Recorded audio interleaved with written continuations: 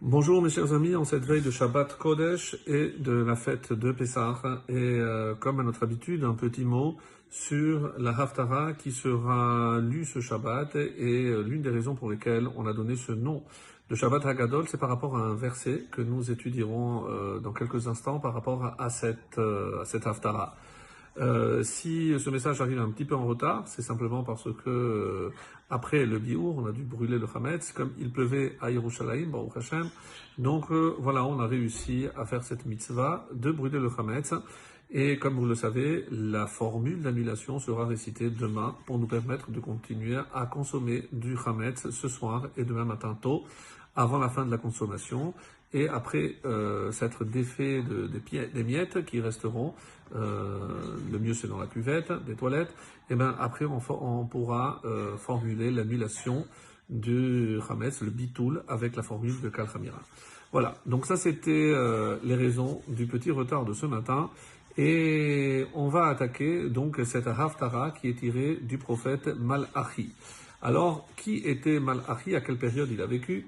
Alors la période d'abord, il a vécu au début du deuxième temple, donc c'est la reconstruction du deuxième temple, et ça nous situe donc après l'exil de Perse, après les événements de Purim, on a reconstruit le Beth Amikdash, et après la disparition du Sanhedrin, qui était composé de 71 membres, donc on a fondé ce qu'on appelle la Knesset HaGedolah, la grande assemblée, et les membres étaient appelés Anshe Knesset HaGedolah. Et Mordechai était un des Anshe Knesset, un des fondateurs donc de cette grande assemblée.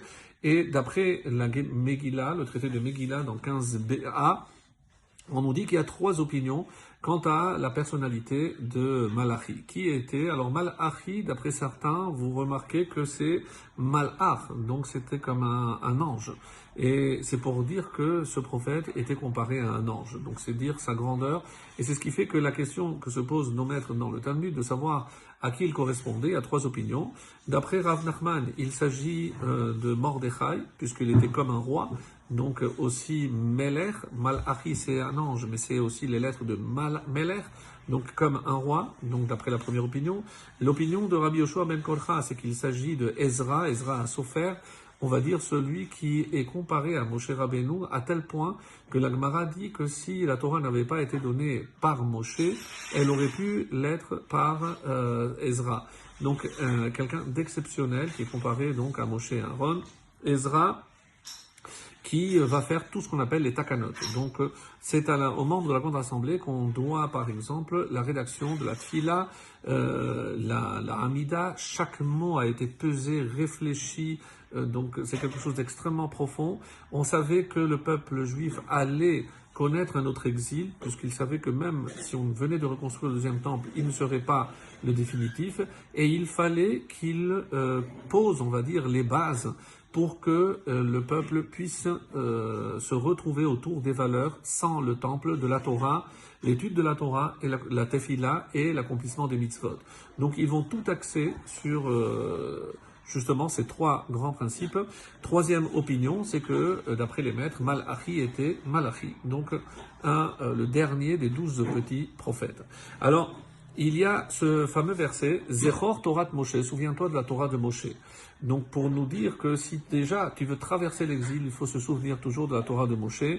Avdi, Asher tziviti oto, bechorev al kol Israël, chukim ou mishpatim. Tout ce qui est irrationnel est rationnel, donc il faudra tous les préserver.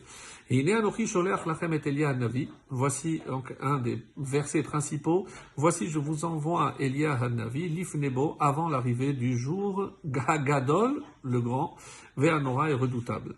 Et que va faire Elia Hanavi? Veheshiv lev avot albanim, il ramènera le cœur des pères sur les enfants, Velev banim alavotam, et le cœur des enfants sur les pères.